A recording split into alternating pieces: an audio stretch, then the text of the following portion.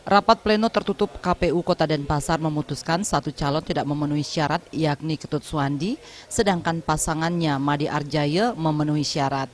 Sesuai peraturan KPU, jika ada satu pasangan calon tidak memenuhi syarat, maka penetapan pasangan calon Pilkada 2015 ditunda selama 3 hari. Penundaan berlaku mulai 25 hingga 27 Agustus 2015. Selanjutnya akan dilakukan sosialisasi selama 3 hari mulai 28 hingga 30 Agustus dan perpanjangan pendaftaran pada 31 Agustus hingga 2 September.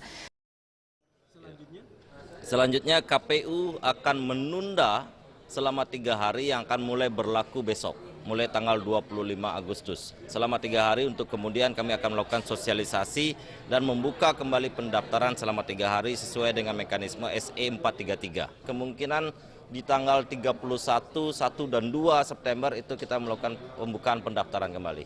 Jika dalam 3 hari masa perpanjangan tidak ada yang mendaftar, maka sesuai PKPU akan dilakukan penundaan pilkada hingga 2017.